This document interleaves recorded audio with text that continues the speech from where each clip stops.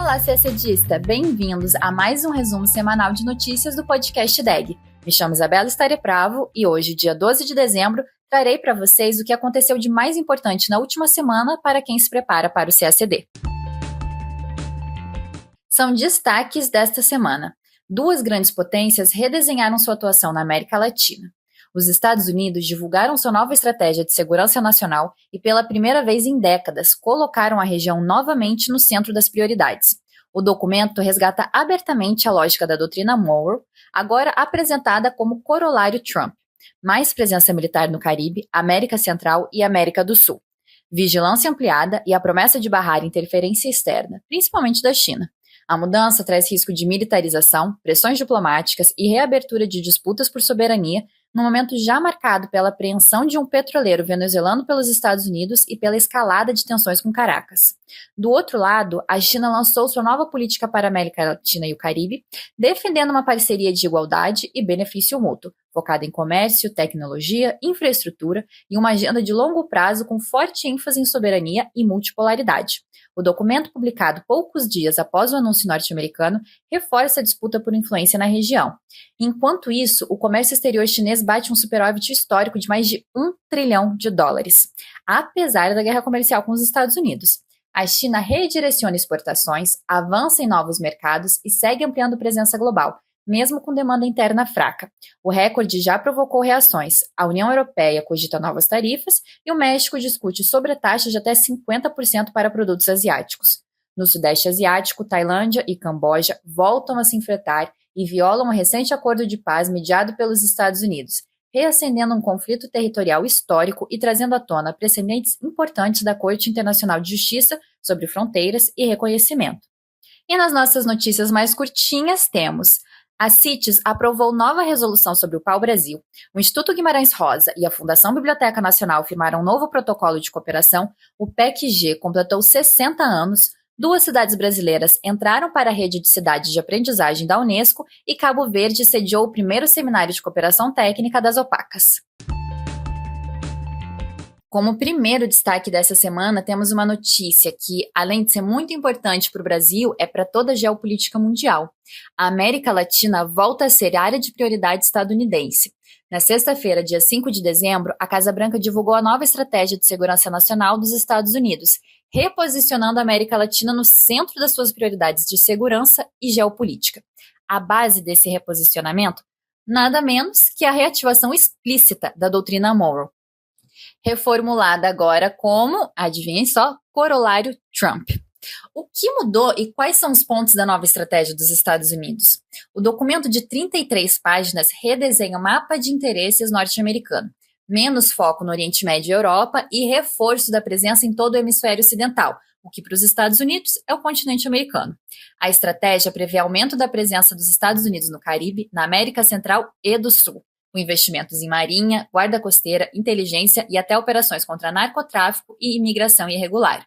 O documento afirma que os Estados Unidos não aceitarão interferências hostis externas no hemisfério, uma retórica que remete diretamente ao espírito da doutrina Monroe original.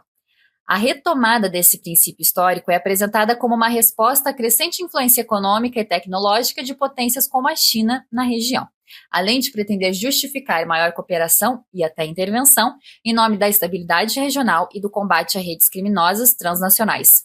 Antes de prosseguir, vamos fazer uma breve recapitulação da doutrina Monroe. Ela surge em 1823 como uma declaração de princípios, que originava uma política defensiva, baseada em dois pilares. Qualquer intervenção europeia no continente americano seria considerada uma ameaça aos Estados Unidos, e os Estados Unidos também não se envolveriam nos conflitos internos europeus. Ao longo das décadas, deixou de ser uma política defensiva e o chamado Corolário Roosevelt, de 1904, ampliou a ideia original ao afirmar que os Estados Unidos poderiam intervir em países da região para estabilizar governos considerados incapazes de cumprir obrigações internacionais. E o que está por trás dessa reativação explícita da doutrina Monroe? A reorientação estratégica coincide com uma mudança global. Segundo os Estados Unidos, o hemisfério ocidental volta a ser o quintal prioritário após anos em que a atenção de Washington esteve virada para a Ásia, Oriente Médio ou Europa. A preocupação com migração, tráfico de drogas e influência externa, especialmente de China e de redes transnacionais, é usada para legitimar esse reposicionamento como questão de segurança nacional. O texto recupera a retórica histórica de 1823, mas sob uma roupagem modernizada, com o uso de força militar e adereços de guerra contra o narcotráfico e o crime transnacional. Por que os países da América Latina devem ficar alertas?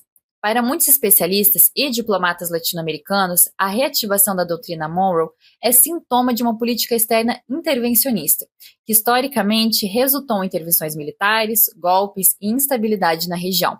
A lógica de hemisfério como influência dos Estados Unidos ameaça a soberania de países da América Latina, reduz a margem de manobra diplomática e pode impor condições econômicas e políticas em nome dos interesses norte-americanos.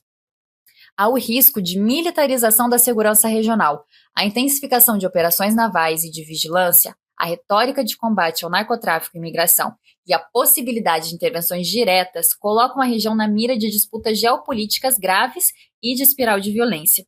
Esta semana tivemos a apreensão do petroleiro venezuelano pelos Estados Unidos, o que em muitos casos já poderia gerar retaliações bélicas, né? Guerras já começaram por muito menos.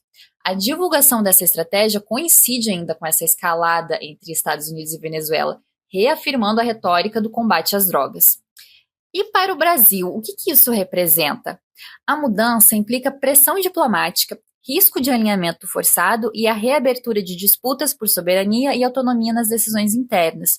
Governos que não se alinhem à nova agenda de Washington podem ser marginalizados ou sujeitos a retaliações econômicas, de segurança ou diplomáticas, o que reacende temores de um novo ciclo de influência direta dos Estados Unidos na região. A retórica de segurança e combate ao narcotráfico ou migração pode servir de pretexto para o reforço militar e atuação de agências de inteligência nos países latino-americanos, o que agrava tensões internas e externas.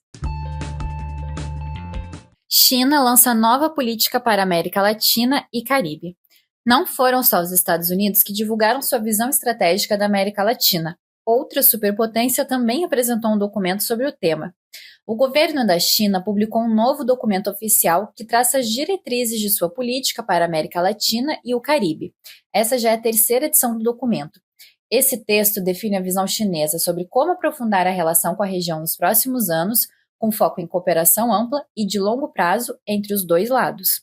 Segundo o documento, a China vê os países da América Latina e do Caribe como parceiros importantes para um desenvolvimento comum, baseando a relação na igualdade, no benefício mútuo e no respeito à soberania de cada país, reforçando que o país asiático também é um país em desenvolvimento. A política enfatiza uma parceria que não exclui terceiros e que busca fortalecer a cooperação política, econômica, cultural e social. Isso inclui mais trocas entre governos, parlamentos, partidos, universidades e sociedade civil, promoção de diálogos culturais e educacionais e ampliação de intercâmbios científicos e tecnológicos. No plano econômico, o documento reforça a importância de ampliar o comércio, atrair investimentos e fortalecer a cooperação em infraestrutura, energia, tecnologia e finanças, sempre com foco em resultados ganha-ganha. Além disso, a China se compromete a apoiar projetos de desenvolvimento sustentável na região, oferecer assistência técnica e ampliar o diálogo em fóruns multilaterais para definir uma ordem internacional mais justa e representativa, especialmente para países em desenvolvimento. Essa política representa um forte sinal diplomático de Pequim de que quer aprofundar sua presença e influência na América Latina e no Caribe, construindo uma cooperação abrangente em múltiplos setores. Vale notar que o texto foi divulgado na quarta-feira, 10 de dezembro, 5 dias depois da oficialização do corolário Trump. E continuamos no gigante asiático. O comércio da China bate recorde de superávit, mesmo com guerra comercial. A balança comercial da China alcançou um marco histórico. O superávit acumulado em 2025 ultrapassou US$ 1 trilhão, pela primeira vez na história, mesmo em meio a tensões com os Estados Unidos. Esse resultado reflete a capacidade chinesa de exportar mais do que importar, reforçada pelo redirecionamento das vendas para a Europa, Sudeste Asiático e outros mercados, diante da queda das vendas para os Estados Unidos. As exportações chinesas tiveram um crescimento positivo em novembro e se recuperaram após uma queda anterior, enquanto as importações impulsionadas por commodities como soja e petróleo também avançaram, ainda que alguns insumos industriais tenham diminuído. Mesmo com tarifas elevadas entre China e Estados Unidos, Pequim continua ampliando sua presença comercial global. A estratégia combina diversificação de mercados, foco em setores de maior valor agregado e esforços para estimular a demanda interna no longo prazo. Em resumo, apesar das barreiras comerciais com os Estados Unidos e de desafios econômicos internos, o comércio exterior da China segue resiliente e em expansão, com superávites recordes e forte atuação em várias regiões do mundo. No entanto, a demanda interna chinesa continua fraca, principalmente por conta da prolongada recessão no mercado imobiliário.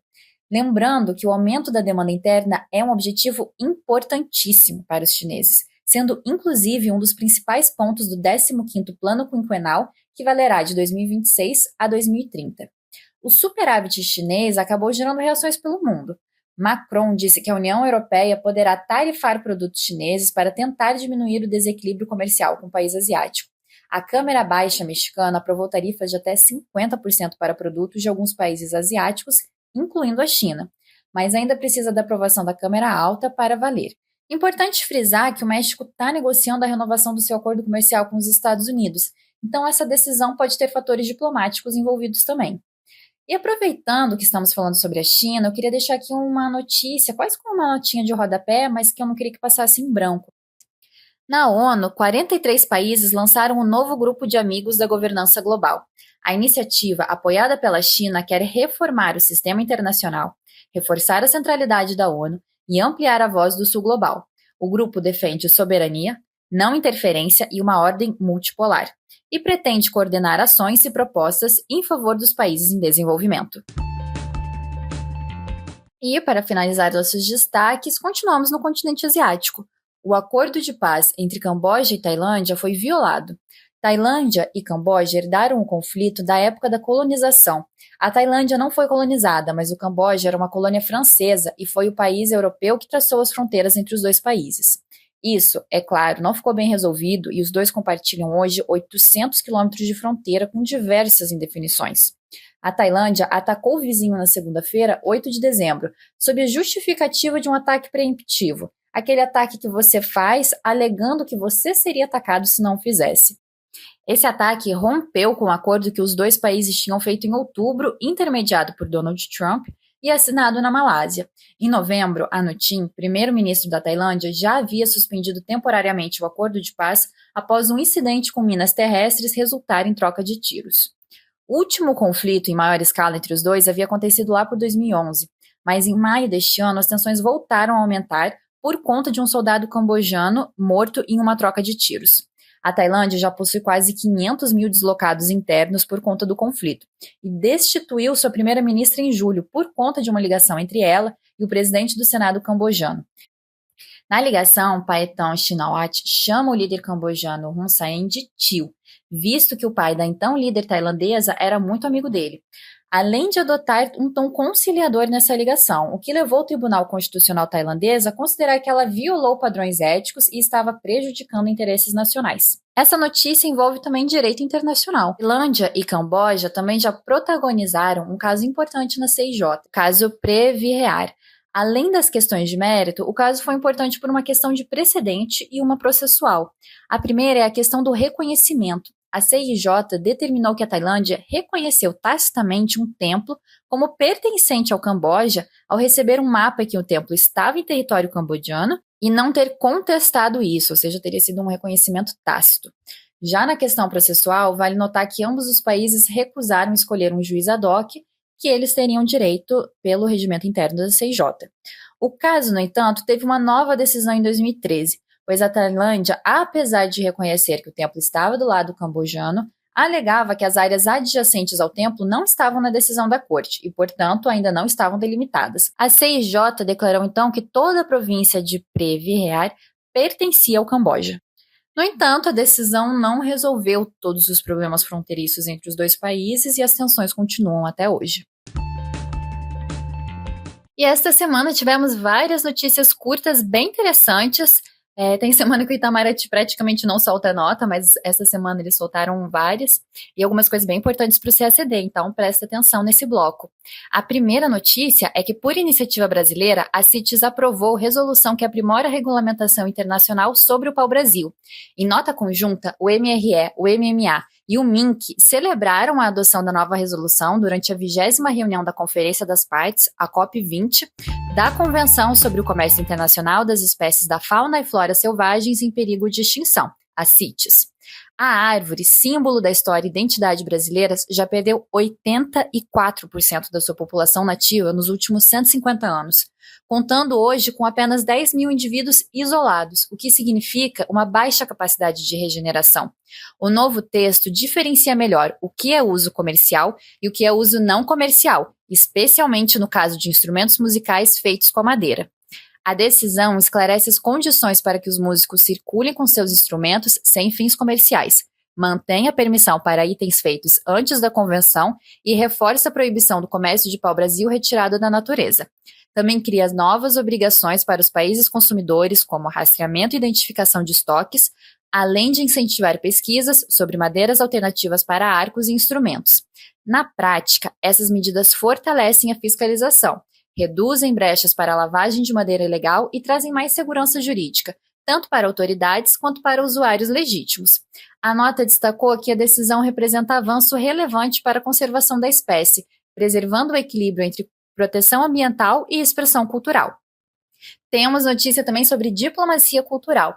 O Instituto Guimarães Rosa e a Fundação Biblioteca Nacional assinaram um protocolo de intenções. Na segunda-feira, 8 de dezembro, o Instituto do MRE e a Fundação do MINC assinaram o protocolo de intenções voltado ao desenvolvimento de iniciativas conjuntas para a preservação e divulgação do acervo bibliográfico brasileiro e para a promoção da literatura nacional no exterior. O IGR e a FBN já cooperam no Programa de Apoio à Tradução e à Publicação de Autores Brasileiros no Exterior, que já viabilizou 1.400 projetos de tradução em quase 70 países e mais de 50 idiomas. O novo protocolo pretende fortalecer essa cooperação, integrando ainda mais a diplomacia cultural e o patrimônio bibliográfico brasileiros. Terceira notícia é que o MRE e o Ministério da Educação celebraram 60 anos do PEC-G. O Programa de Estudantes Convênio, o PEC-G, completou 60 anos na terça-feira, 9 de dezembro. Ele oferece a estudantes internacionais bolsas para que estudem gratuitamente em instituições brasileiras. Em nota, o Itamaraty trouxe alguns dados relevantes sobre o programa. Desde a sua criação, já são mais de 10 mil estudantes formados. A seleção de 2026 contou com um recorde de candidatos e os selecionados representam mais de 55 nacionalidades. O Ministério destacou ainda que a PEC é pilar fundamental da diplomacia educacional brasileira e alinha-se à prioridade historicamente conferida pela política externa e pela política educacional do país, a cooperação internacional. Quarta notícia, o governo brasileiro celebrou a inclusão de 2 novas cidades na rede de cidades de aprendizagem da Unesco, Araguaiana, no Tocantins, e Passo Fundo, no Rio Grande do Sul. A rede reúne hoje 425 cidades em 91 países, todas comprometidas em promover educação dentro e fora da escola, integrando políticas públicas que ampliam o acesso e estimulam a aprendizagem ao longo da vida. Com essa decisão, o Brasil passa a ter 7 cidades na iniciativa. Além das 2 recém-incorporadas, já faziam parte Curitiba, Contagem, São Paulo, Leme e Recife. O reconhecimento reforça o compromisso do país com uma educação ampla, inclusiva e conectada às demandas das comunidades. E para encerrar o resumo semanal dessa semana, realizou-se nos dias 4 e 5 de dezembro, na cidade da Praia, em Cabo Verde, o primeiro seminário sobre cooperação técnica das OPACAS, a Zona de Paz e Cooperação do Atlântico Sul. Com apoio do Brasil, o encontro reuniu especialistas e representantes dos países membros para trocar experiências e avançar numa visão comum sobre o uso seguro e ambientalmente sustentável do Atlântico Sul. O seminário também alimentou os trabalhos para o Plano de Ação e para a Declaração do Rio de Janeiro, que devem ser adotados na próxima reunião ministerial das OPACAS, marcada para abril de 2026. Relembrando que, criada em 1986 por iniciativa brasileira na ONU, as OPACAS reúne 21 países africanos e 3 sul-americanos, com o objetivo de promover cooperação marítima e consolidar o Atlântico Sul como uma zona de paz, livre de armas de destruição em massa e de disputas externas. E assim a gente encerra mais uma semana agitada na política internacional e na diplomacia brasileira. O resumo semanal de notícias do podcast DEG está disponível no YouTube e nas principais plataformas de áudio e vídeo. Não esquece de nos seguir, comentar o que achou do episódio de hoje e, claro, sugestões são sempre bem-vindas. Compartilhe com seus colegas CACDistas também. Aproveite os conteúdos do IDEG, obrigada pela companhia, foco nos estudos e até semana que vem. Tchau, tchau!